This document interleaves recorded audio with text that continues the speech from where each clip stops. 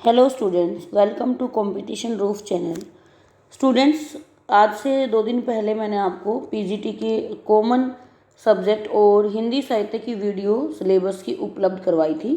आज की वीडियो में जो है मैं टीजीटी हिंदी और टीजीटी आपका जो कॉमन पेपर होता है उसकी वीडियो आप लोगों को उपलब्ध करवाऊंगी। विद्यार्थियों, नवोदय द्वारा बार बार जो है अपना पाठ्यक्रम चेंज कर दिया जाता है, तो इस बार भी नवोदय ने कुछ चेंजेस किए हैं।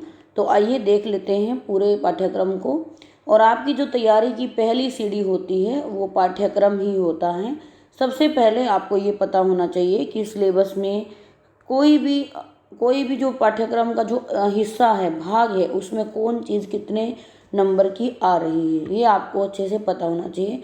क्योंकि आप अपनी तैयारी के दौरान जो ज़्यादा अंकों की चीज़ होती है फिर आप उस पर ज़्यादा फोकस करेंगे, और जो कम अंकों की चीज़ होती है उसका अविभाजन आप उसी के अनुसार करेंगे, आप उसको कम समय देंगे। तो समय और मैनेजमेंट दोनों ही चीज़ें आपकी पाठ्यक्रम से जुड़ी हुई चीज़ें हैं। तो चलिए शुरू कर लेते हैं। ये जो आपको मैं सिलेबस दे रही हूँ विद्यार्थियों, ये नवोदय का ऑफिशियल साइट से लिया गया सिलेबस है। तो देखेंगे क्या है। सबसे पहले रीजनिंग एबिलिटी है, 10 अंक की है। नॉलेज ऑफ आईसीटी, ये जो है हिस्सा इस बार से नया ऐड कर दिया है, यानी कि कंप्यूटर की नॉलेज। कंप्यूटर नॉलेज जो है आपको ज़रूर होना चाहिए, आपको प्रैक्टिकल भी होना चाहिए, क्योंकि जब आप नवोदय या केंद्रीय विद्यालय में कार्य करते हैं तो बहुत सारे ऐसे कार्य आते हैं जो कंप्यूटर बेस होते हैं। इसलिए यहाँ पर इन्होंने कंप्यूटर को इस बार पाठ्यक्रम का हिस्सा बना दिया है। फिर है टीचिंग एप्टीट्यूड, ये 10 नंबर का है। तो आप देखेंगे यहाँ पे, और यहाँ पे जो जनरल अवेयरनेस है पार्ट 1, वो भी 10 नंबर की है। ठीक है विद्यार्थियों। तो कॉमन पेपर में जो है आपका 40 अंक का आएगा। अब आपका जो सब्जेक्ट है, जैसे आपका हिंदी है, इंग्लिश है, कोई भी सब्जेक्ट है, वो आपका स्पेशली कितने अंकों का आएगा, वो 80 नंबर का आएगा। ये ध्यान रखेंगे विद्यार्थियों, आपका जो सब्जेक्ट है वो कितने अंक का हो गया, 80 नंबर का। तो टोटल पेपर कितने अंक का हुआ, 120 अंकों का हुआ।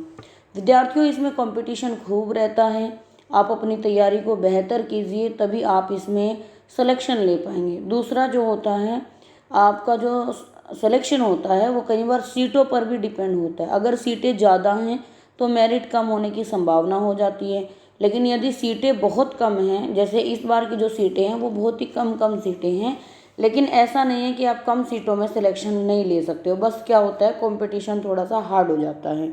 तो 120 अंक। लेकिन विद्यार्थियों, ये 120 अंक जो हैं आपके कब चेक होते हैं, ये 120 अंकों का आपका कब पेपर चेक होता है, जब आप ये जो पार्ट 6 दिया है इसको जब आप क्या कर लेते हैं, क्वालिफाई कर लेते हैं।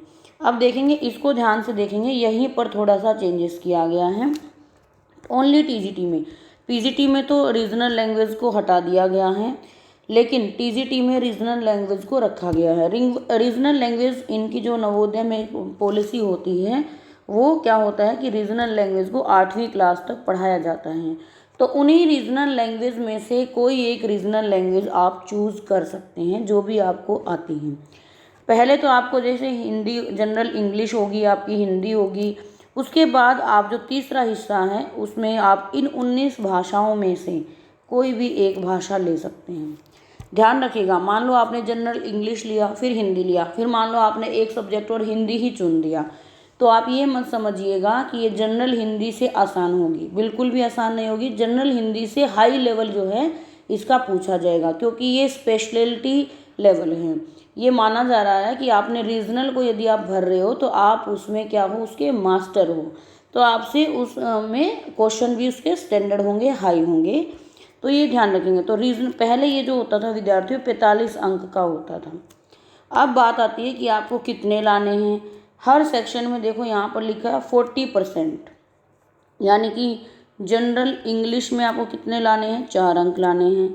जनरल हिंदी में भी 4 अंक लाने हैं। रीजनल लैंग्वेज में आपको कितने लाने हैं, इसमें भी 4 अंक लाने अनिवार्य हैं, क्योंकि 40% बोला है विद्यार्थियों।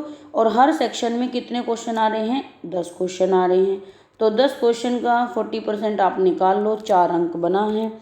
तो आपके कितने अंक होने चाहिए, पार्ट 6 में 12 अंक तो होने ही चाहिए। और 12 अंकों में भी ये नहीं कि आपने किसी में 4 ले लिया और किसी में 8 ले लिया और किसी में आपने 0 ले लिया, वैसे नहीं। तीनों सेक्शन में आपके 4 4 4 अंक इक्वल होने चाहिए। जब आप इस पार्ट को क्वालिफाई कर लेते हैं तभी आपका जो ऊपर का हिस्सा है वो चेक किया जाता है।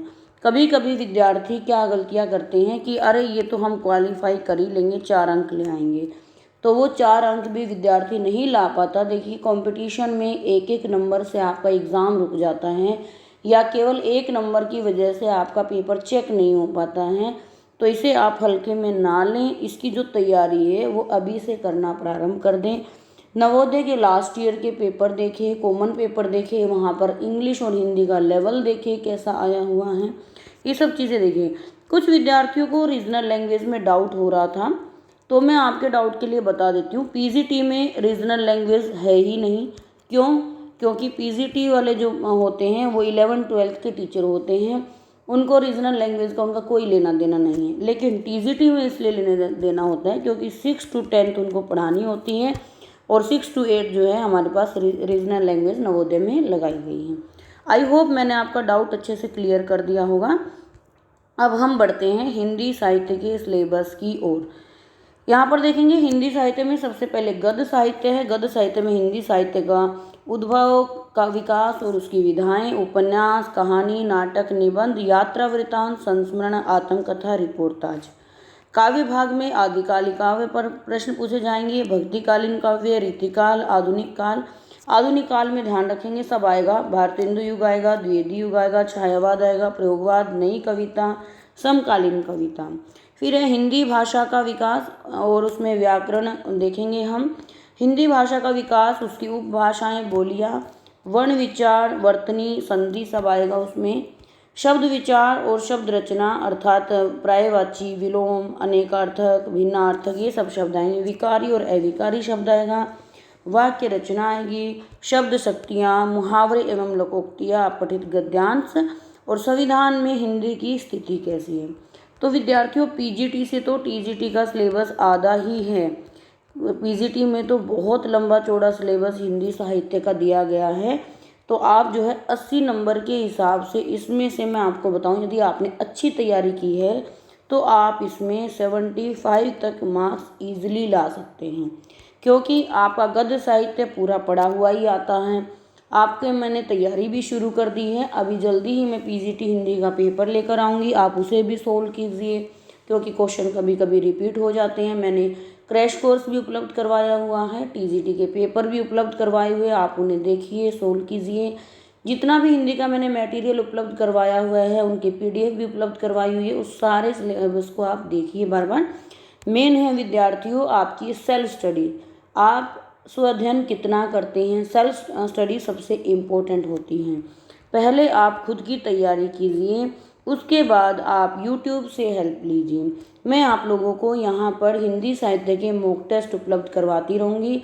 मैंने एक यूपी, टीजीटी और पीजीटी का भी मॉक टेस्ट प्रोवाइड करवाया। देखिए विद्यार्थियों सिलेबस लगभग एक जैसा ही है, तो आप उस मॉक टेस्ट को भी फॉलो कर लीजिए। उसको मैं अभी मैंने एक ही उपलब्ध करवाया है, उसमें 25 क्वेश्चन है। जैसे आप पूरा दिन अपना पढ़िए, शाम के टाइम 10 मिनट यूट्यूब को दीजिए, उसमें भी आप थोड़ी अच्छी चीज़ें, ये नहीं कि 1 घंटा आप यूट्यूब पे ही लग रहे हैं। अब अगर आपको कोई 10 से 15 मिनट में 20 से 25 क्वेश्चन आपको डेली रिवाइज करवा रहा, तो आपको एक अच्छी हैबिट भी बनेगी और आप उसको कम समय में चीज़ें ज़्यादा सीख पाओगे। आपको यही सीखना है कि कम समय में आपको ज़्यादा से ज़्यादा कैसे गेन करना है। तो विद्यार्थियों समय बहुत ही अच्छा है, क्योंकि इस समय टीचर की काफ़ी अच्छी वैकेंसीज हैं, नवोदय की हैं। नवोदय के कुछ टाइम बाद ही केवीएस भी अपनी वैकेंसी निकाल देता है, राजस्थान टीचर की भी वैकेंसी आई हुई है, यूपी, पीजीटी और टीजीटी की भी वैकेंसी आई हुई है। तो जो ये हिंदी साहित्य का आप सिलेबस पढ़ रहे हो, ये जो जैसे गद्य साहित्य तो हर जगह पर सेम ही है, तो आप गद्य साहित्य के लिए या किसी भी चीज़ के लिए वीडियो को फॉलो कर लीजिए। मेरे चैनल को जल्दी से सब्सक्राइब कर लें। आप अपनी तैयारी को यदि बेहतर करना चाहते हैं, यदि आपके और भी कोई डाउट है या आपका कोई स्पेशल टॉपिक है जो आपको लगता है कि वो मैं आपको डिटेल में उपलब्ध करवाऊँ, तो आप कमेंट बॉक्स में मुझे बता सकते हैं, मैं उसको आपको डिटेल में उपलब्ध करवाने की कोशिश करूँगी। विद्यार्थियों सबसे पहले अभी मेरी सलाह आप लोगों के लिए है, यदि आप हिंदी साहित्य के बच्चे हैं, 6 to 10 टीजीटी का यदि आप पेपर दे रहे हैं, 6 to 10 की सारी हिंदी की एनसीईआरटी जो सीबीएसई द्वारा लगाई गई है, ऐसे वैसे नहीं, जो सीबीएसई ने लगाई है उन एनसीईआरटीज़ को और उनके पीछे जो भाषा की बात के प्रश्न दिए गए हैं उनको आप हल कर लीजिए। वैसे एनसीईआरटी मैंने इस चैनल पर भी डाली हुई है, और इस चैनल पर कंप्लीट नहीं है। आप अपना टारगेट बना लीजिए कि 6th की एनसीईआरटी आपको 3 दिन में ख़त्म कर देनी है। बहुत ही जल्दी आपकी 6th to 10th की एनसीईआरटी ख़त्म हो जाएगी, और उसमें भी आपको मेन बुक करनी है। एक उसमें पूरक पुस्तक भी लगी हुई है। पूरक पुस्तक में आप केवल कवियों के नाम और लेखकों के नाम याद कर लीजिए, आपको अंदर से पढ़ने की आवश्यकता नहीं है। लेकिन जो हिंदी की मेन बुक है, जैसे वसंत है, क्षितिज है, इनको आप बहुत अच्छे से तैयार कर लीजिए। यहाँ से प्रश्न पूछे ही जाते हैं।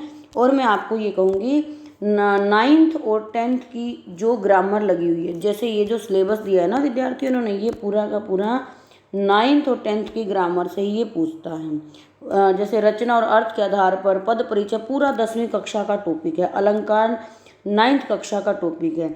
मुहावरे, लोकोक्तियाँ, जैसे पर्यायवाची, जितने भी एनसीईआरटी में हैं उनको आप बहुत अच्छे से तैयार कर लीजिए। बाकी जो है मैं आपको बताऊंगी। इसके अलावा आपको क्या, ये एनसीईआरटी तो आपको पढ़नी है। एक बुक आती है सरस्वती की, या तो आप उसे ले लीजिए। सरस्वती की अच्छी पुस्तक है वो, व्याकरण की। और आप साथ ही साथ हमारे चैनल को यदि आप सब्सक्राइब कर लेते हैं और उसकी हमारी वीडियोस फॉलो करते हैं, तो राहुल सर भी हिंदी साहित्य की हिंदी की ग्रामर की ओनली, केवल ग्रामर की वीडियोस उपलब्ध करवा रहे हैं। उसमें भी वो अच्छे अच्छे क्वेश्चन जो हैं डाल रहे हैं। आप वहाँ से अपनी नॉलेज को बढ़ा लीजिए। अपने जो है तैयारी आज ही से शुरू कर दें, लेट बिल्कुल भी ना करें, क्योंकि एक एक दिन करके समय कैसे चला जाता है आपको पता भी नहीं चलेगा। तैयारी, आई होप आप जो है तैयारी अच्छी अपनी प्रारंभ करेंगे और इस बार से जो है अपने सिलेक्शन कहीं ना कहीं ले लेंगे विद्यार्थियों। बहुत अच्छा चांस है आप सभी के लिए। तो विद्यार्थियों, आई होप वीडियो अच्छी लगी होगी। वीडियो को जल्दी से शेयर कर दीजिए, चैनल को सब्सक्राइब कर लीजिए। मिलते हैं अगली वीडियो में। अगली वीडियो में मैं आप लोगों के लिए पीजीटी हिंदी का पेपर आप लोगों को उपलब्ध करवाऊंगी, तो आप चैनल पर बने रहिए। तब तक के लिए जय हिंद, वंदे मातरम।